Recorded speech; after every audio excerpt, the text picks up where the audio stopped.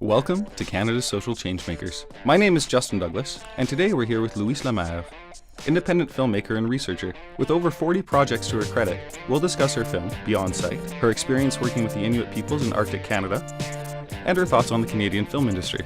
Well, welcome, Louise. Thank you for being here today. My pleasure. So tell us a little bit to start about yourself and how you got into filmmaking.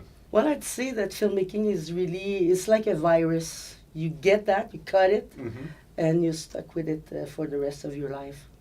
It's not as if, it's not like any other thing that you want to do in life. Being a filmmaker is a question of passion, and you absolutely need to, have a good team spirit and lots of ideas. And you've had lots of ideas because you have over 40 credits to your name for a variety of projects. But one of your most recent projects, which I had the honor of watching not very long ago, is called Beyond Sight. Just give us a little synopsis of the movie. Tell us a little bit about it.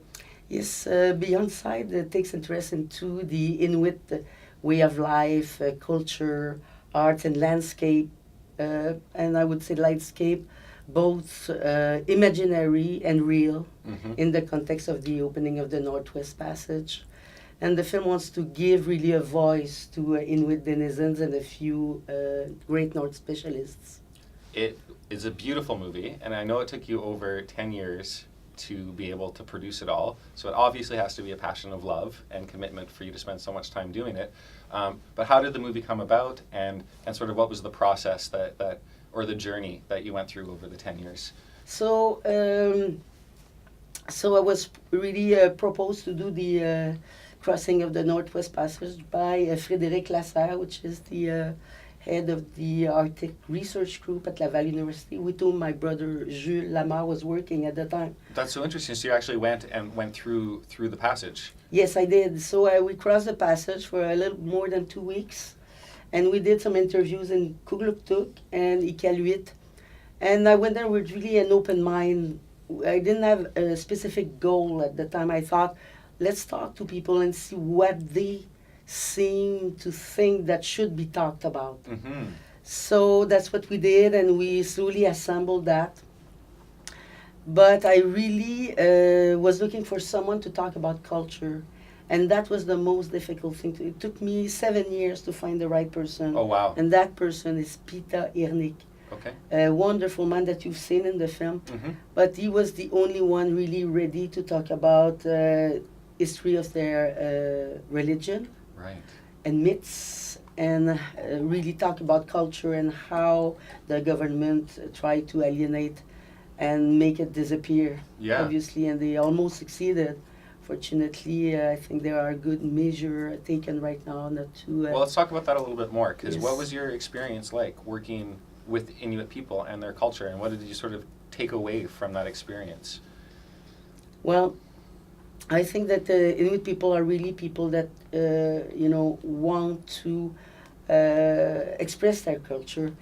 But the problem there is, when you're taken away from your family and you break this basic link with, your mother's tongue and really your daily culture, well, it's very difficult to build that back.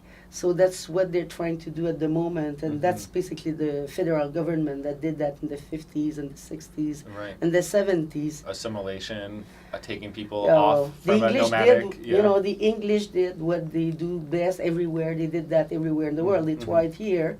So, Yeah.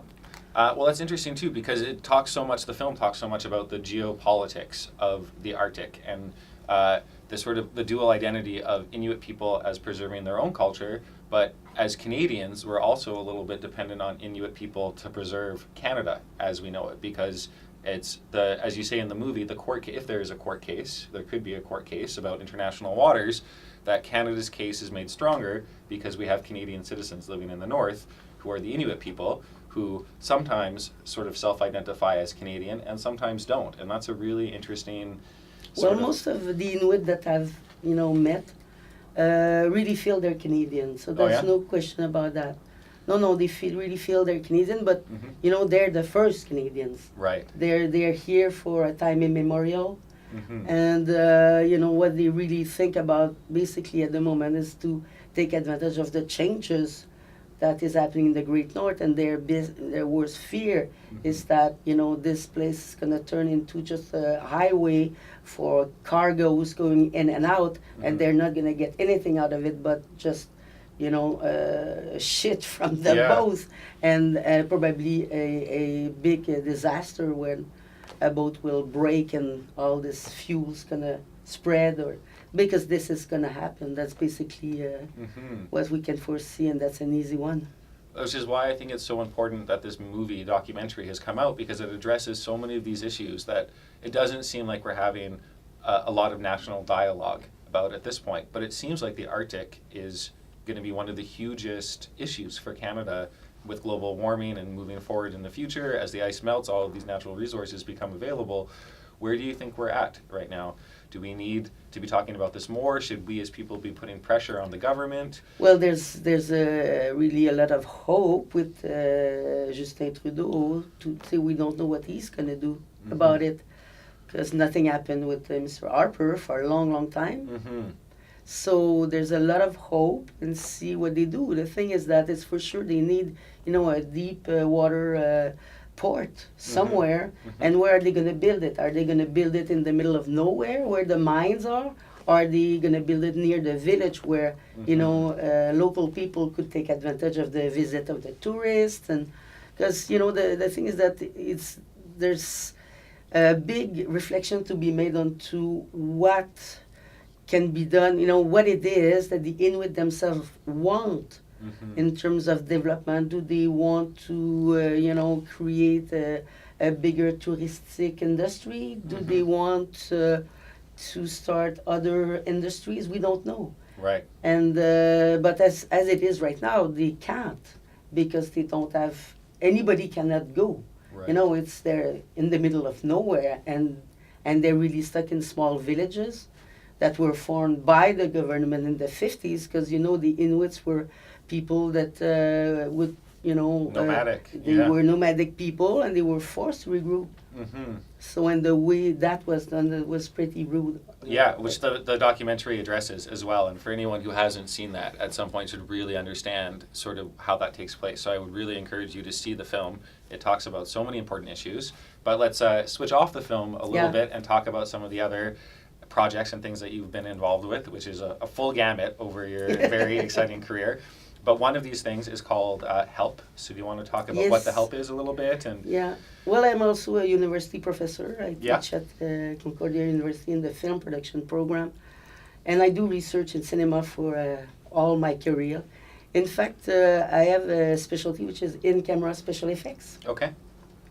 So front projection, rear projection, mirror effects, and this sort of stuff, which are not very popular nowadays. Okay. Everybody is going towards green screen and, these type of things. A new process that is basically an adaptation, a technological adaptation of the rear projection, which, is basically doing compositing in real time in studio. So, but, really my goal in there is really, as for any filmmaker, what prevents you from shooting is always budget and financing. So this is really a way to cut the budget without affecting production value, which is, Wow, very cool.